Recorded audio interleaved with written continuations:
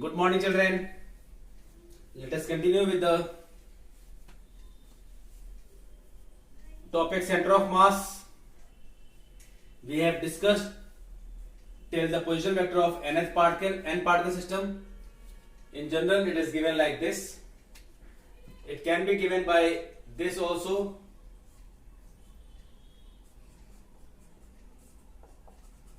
M1 R1 plus M2 R2 Mn Rn. This is how you can write in general. Now we have to discuss about Cartesian. You all know Cartesian axis, Cartesian representation, that is in terms of x, y and z coordinates. So Cartesian coordinates, all the numericals are based on this. Cartesian coordinates of the center of mass,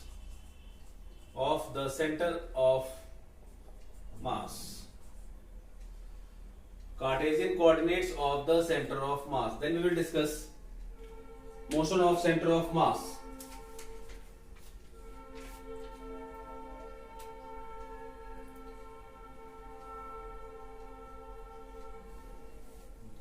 So for dealing with this, every particle on the reference frame x, y or z axis or respective planes will have their coordinates, and through the help of these coordinates we will find the position vector of center of mass.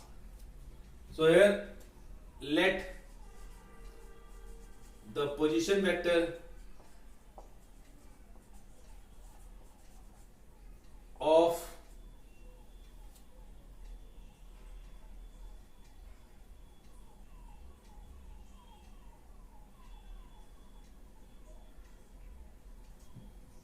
center of is given by RCM is equals to XCM, that is XCM plus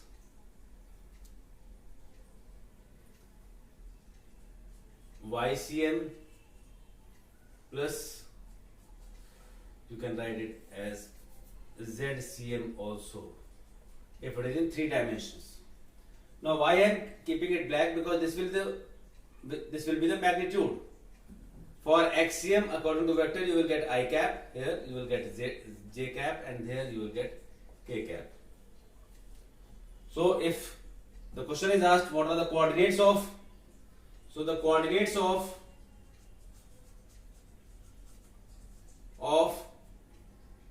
center of mass will be XCM, YCM, ZCM. Now how will you get these XCM, YCM, and just like this? You will have coordinates of, like suppose M1 is having its position at the plane or in the dimensions reference frame x1, y1 and z1. These are the 3 coordinates which represents position of M1. Similarly, M2 is having x2, y2 and z2, and no problem, you can do with M1 and M2. So if you want, you can take third particle also. Then for the center of mass, XCM is equals to M1 x1 plus M2 x1 upon M2 x2, M1 plus M2. In general, if you want to write, XCM is 1 upon M summation I equals to 1 to N Mi xi. This is position vector of XCM, x axis. Similarly, YCM YCM is 1 upon m summation I equals to 1 to n mi yi. This can be written as this, like YCM is equals to m1 y1 plus m2 y2 upon m1 plus m2. This is how you will solve when the given coordinates are known. You can also find ZCM also, but I am not finding here. You can find it yourself. So this is about Cartesian coordinates, that is in terms of x, y and z axis. That is, there are coordinates. So this is how you will find. If there are n particles, then it will go like this only. If for n particle system, it will go like adding along the same. This will be followed for n particle system. What I have discussed is about 2 dimension. If you want 3 dimension, then you can find ZCM also, if it is mentioned in the question or you are having a doubt.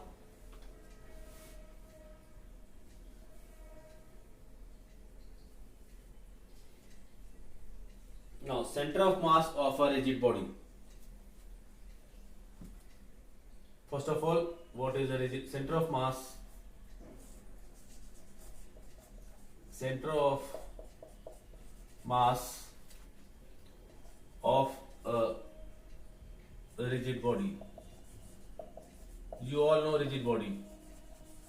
What is a rigid body? A rigid body is that body which does not change its shape or size on the application of external force.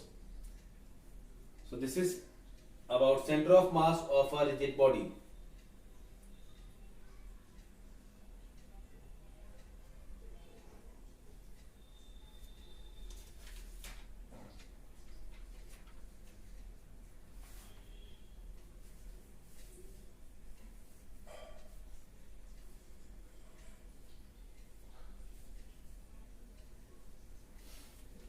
You all know that what is a rigid body? Rigid body has all its particles very close to each other. So their distance between two particles is neglected. Distance between two particles is neglected. Why? Because the particles are having large intermolecular force. Number of particles are more. So intermolecular distance is such that it can be neglected. So here, if you want to find for a small mass, then this is only for knowledge. For a small mass particle, dm is the mass of particle having this much mass. For xcm, and this is total mass, integrate, where dm is mass of a particle, small particle, and m is total mass. So what will be the YCM? So YCM is y dm. I am taking a small mass and making it large by integration, y dm upon m. Similarly, you can find ZCM, z dm upon m. So this is how you will find center of mass for a rigid body, but that is very rarely, or in fact never been asked in the examinations at your level.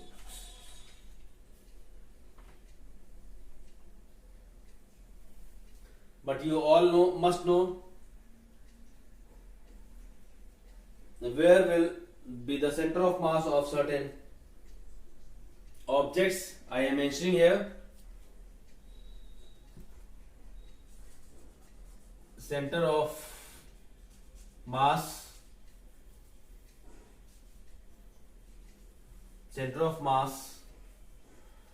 of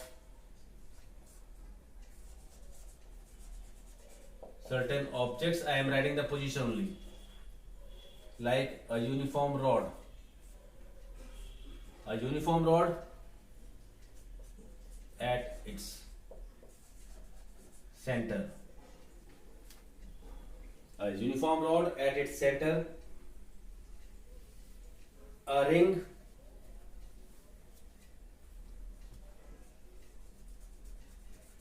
again at its center. This is the example where center of mass will lie outside the body. Square, you all know this. Square shaped regular body at intersection of diagonals. Intersection of diagonals. Similarly, in case of rectangle, in case of triangle, at the intersection of meridian. Triangles at intersection of medians, not meridian, medians. So there are a number of examples for the centrum of mass where you must know in what kind of body where the center of mass will lie. This is similar to what is in center of gravity. You may ask, what is the relation between center of gravity and center of mass? If the particles are of uniform size, then center of mass and center of gravity will remain same. But if it is of uniform size, the position will change. Position will change according to the masses of the particles.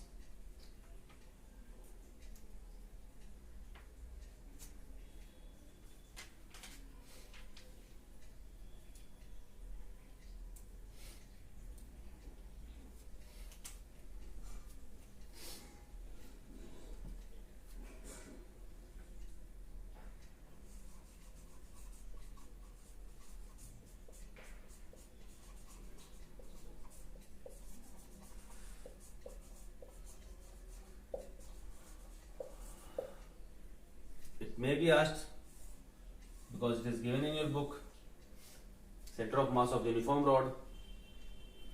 There is no need of its derivation, but you all know where it will lie. It will lie at the center. So if it is of length L,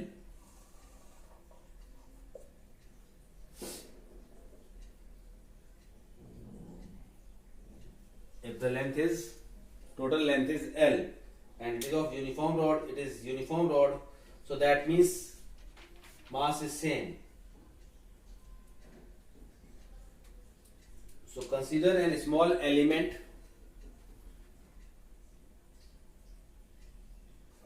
and a small element of this rod, its mass is dm. From one end, that one end is considered as origin. So I am taking this end as origin, and let this point be at x distance from dm. So if I am starting from this point, this is 0, and when I will end at this point, this will be total length L. So how to find position vector of center of mass that is along x-axis, because there is no y-axis, it is going along x-axis. So see, xcm is equals to 1 by m x dm. The limit will be from L to 0. Sorry, it's from 0 to L. It starts from origin. This is the origin part, and that will be the last part. This is the last part. Here the total length will be L. So from xcm is equals to 1 by m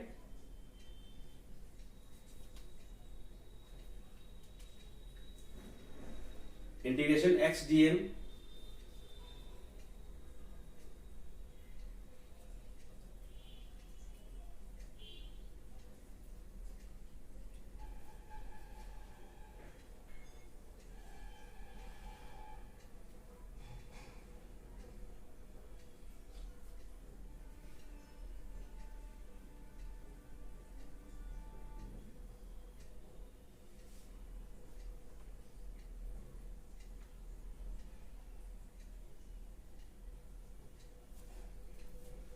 Now here, if I consider this length of the element as dx, if the length of element is considered as dx,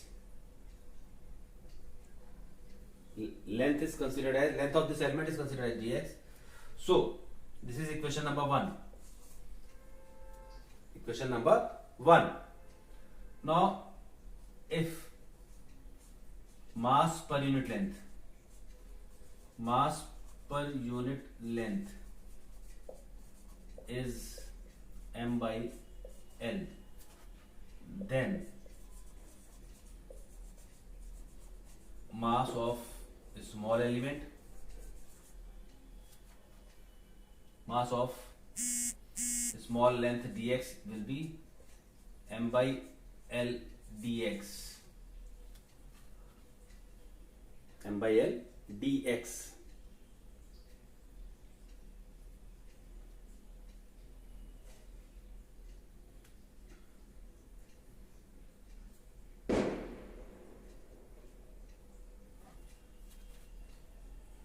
So this is m by L dx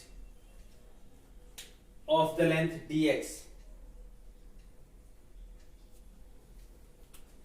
This is equals to dm. This is mass of small element, that is dm. So now what we will do, we will put this value here. So xcm from 1, xcm is equals to 1 by m 0 to L. In place of dm I will put m by L dx. Now m and m cancel out. The rest I will continue in the next video, or I will start from the center of mass of uniform rod in the next video. So don't worry, I will explain it